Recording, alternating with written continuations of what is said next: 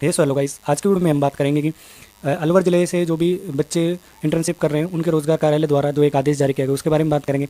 उसी के साथ कुछ सूचनाएं आपके इंटर्नशिप के रिगार्डिंग उसके बारे में बात करेंगे और कई जो न्यूज़पेपर की कटिंग है उनकी भी बात करेंगे और आपकी जो अटेंडेंस के मैसेज जो आपके पास हैं उससे रिलेटेड भी हम आज की वीडियो में हम बात करने वाले। तो चलिए बिना किसी देरी की वीडियो को स्टार्ट करते हैं। सबसे पहले आप यहाँ पे देखेंगे कि महत्वपूर्ण सूचना एम्प्लॉयमेंट एक्सचेंज अलवर के द्वारा जो ये सूचनाएं निकाली गई है, ठीक है।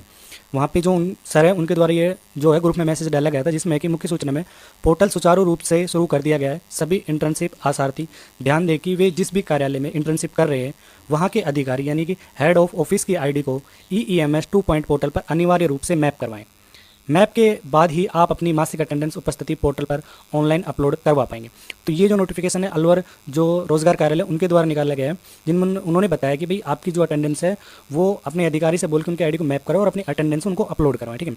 और जो बाकी ज़िले के रोजगार कार्यालय उनसे भी यही निवेदन रहेगा कि जल्दी से जल्दी नोटिफिकेशन निकाले ताकि जो आसार्थी है उनको जल्दी से जल्दी लाभ मिले और अपनी अटेंडेंस उनको अपलोड करवा पाएँ। उसके बाद अगला जो नोटिफिकेशन उसके बारे में बात कर लेते हैं। महत्वपूर्ण सूचना है मुख्यमंत्री युवा संबल योजना के रिगार्डिंग। आप यहाँ पे देखेंगे कि यह है कि विषय राज EMS 2 पॉइंट ऐप के माध्यम से इंटर्नशिप ज्वाइन और उपस्थिति प्रक्रिया सभी आसार्थियों को सूचित किया जाता है कि मुख्यमंत्री युवा संबल योजना के अंतर्गत इंटर्नशिप ज्वाइन और मासिक उपस्थिति दर्ज करने के लिए अब राज EMS ऐप व्यवस्था शुरू की गई है। आप सभी को अपने संबंधित कार्यालय और अधिकारियों को इस प्रक्रिया से अवगत कराना है। केवल कार्यालय अध्यक्ष यानी हेड ऑफ ऑफिस की जो आईडी है उसी से ही जो है मैप होगा, ठीक है। ध्यान रहे कि पोर्टल पर केवल कार्यालय के मुख्य अधिकारी यानी हेड ऑफ ऑफिस की आईडी ही मैप की जाएगी, अन्य किसी भी कर्मचारी की नहीं होगी, ठीक है। तो जो आपके कार्यालय के अध्यक्ष हैं उन्हीं की आईडी से मैप होगा, तो ये चीज़ आपको ध्यान रखनी है।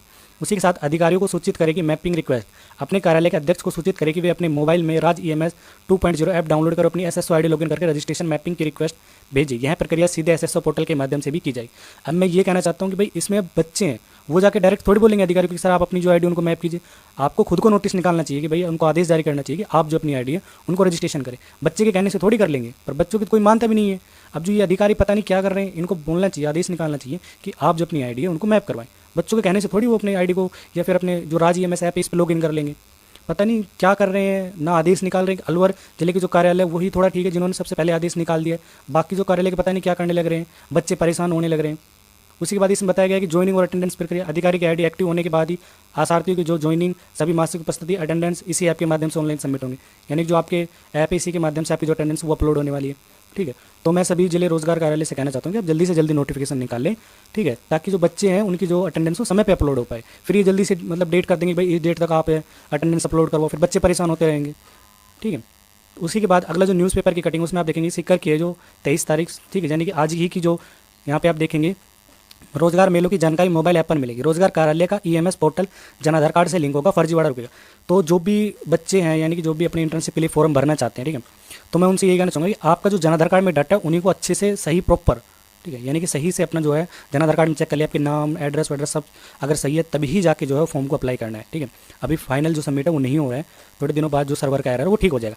तो उससे पहले आपके जो डॉक्यूमेंट है वो तैयार कर लीजिए। उसी के साथ जो अधिकांश जो आपका डाटा है वो जन आधार कार्ड से उठाया जाएगा, ठीक है।